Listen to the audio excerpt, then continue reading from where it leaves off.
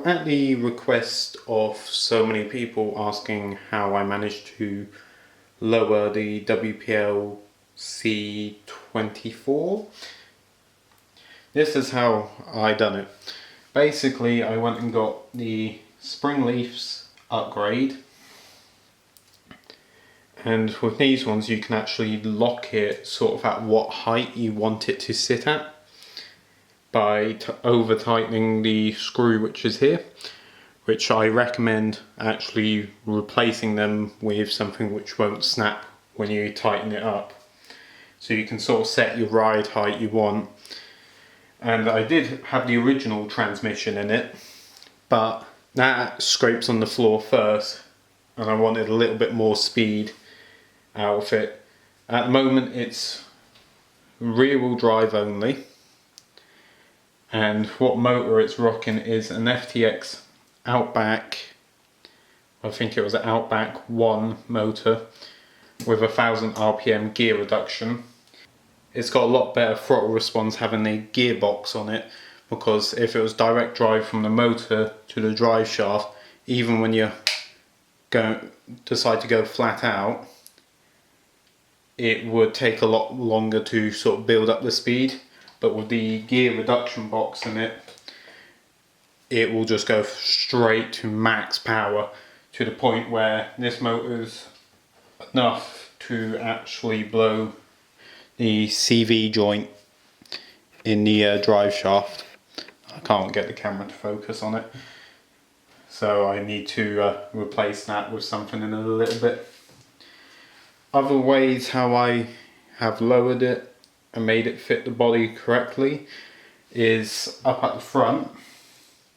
I've raised the servo tray by putting a bit of plastic about maybe 10-15 millimeter high, just raising the servo tray up and then cutting the like they had little posts so you could mount the black bit. So I've cut it down so it's flush with the top of the servo and radio. Radio's up at the front here because because of all this modification for the motor and ESC when the bed's on it, and also with the interior I've ended up cutting out the space and putting a nicer interior in it. So getting back to the steering wise and the spring leaves, is the front one you have to drill 2 new holes in the leaf a little bit further forward, so when you've got the body when you've got the cab on it, the wheels are actually centered in the wheel arch, because if you keep them in the stock position, the back end of the wheels will scrub on the wheel arch on the cab, and it just doesn't look right. It just looks like the wheel's way too further back in the arch. And the other thing I've done to sort of improve is it's running the full metal rear axle, hubs and drive shafts, and it's also got the front metal hubs with the ball bearings. And I've cut the pumpkin out and replaced it with a bit of aluminium, so when the servo moves it doesn't hit the pumpkin because of the axle being moved forward. It used to hit on the pumpkin and stop it from moving when you lower it, but with the metal front C-hubs or whatever they're called and the ball bearings, you get a lot smoother movement compared to the original stock ones. The ESC I'm running is a Hobbywing 1060 clone, which is good enough for this at the moment. The tyres and rims, the tyres are Lego, what's the product number on Lego 43.2 times 22 ZR are the tyres, and on the front ones I had to trim the rim down so it's sort of even between the two. So that includes that I had to cut the tyre in two, remove one of the bands in the middle of the tyre, put a bit of PVC piping in it, and then super glued the tyre onto the PVC piping so it's a lot narrower front wheels than it is on the rear.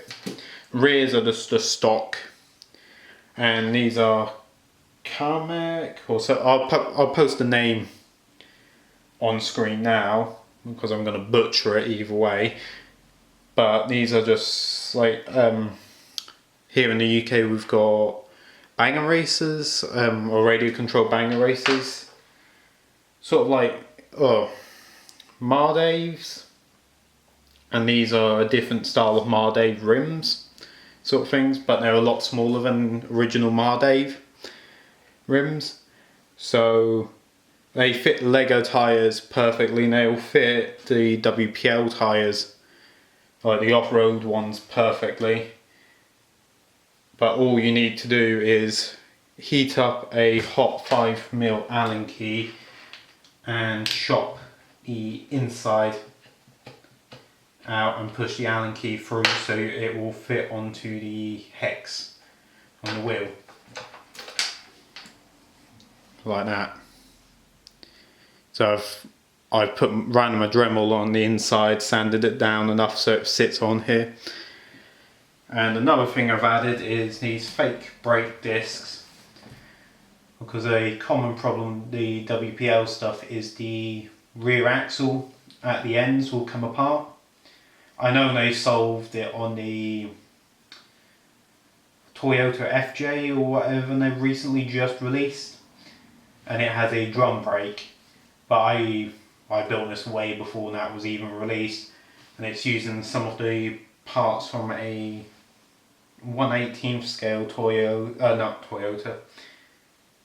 Nissan S13. Well, that's where some of the interior parts have come from, and that's where these drum or disc brakes have come from. I've got two more, but I can't get them on the front. But yeah, it's on both sides on the rear, which thankfully stops it from splitting the axle in two, because this has surprisingly got quite a lot of power for being that small.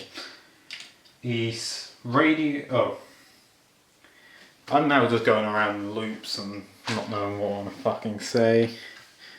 But the radio is mounted up front, cut through. I'm going to try running a gyro on it later. I do want to sort of improve the steering lock on it. The only way I can really think about improving the steering lock is the arm, or the steering arm here. If I put it up on the top, so I can get full lock and grind out the insides on this plastic hub a little bit more and have a longer steering arm on it. And talking about the steering, it's using the stock servo, which seems to just be enough for this application. Alright, moving on to the body and interior. The interior, door cards, bucket seats, and some of the metal and steering wheel, gear shifter, handbrake, roll cage is all from a 1/18 scale Nissan S13. I did have a intercooler which mounted on the front of the body shell, but it fell off the other day and I've not bothered to glue it back on yet. But other things on the body shell I've done is relocated the wing mirrors up onto the fender. Got some metal Toyota decals courtesy of Again, another name I'm going to butcher, so I'm just going to leave it along the bottom of the screen now. But I think they cost me around about £5 for a set of decals. I done my own water transfer slides for the window banner. On the back, the battery hatch has got more water transfers. I've done this as one big sheet by itself. On the bed, because of the motor setup and everything, I've had to cut out all of this so it would fit perfectly.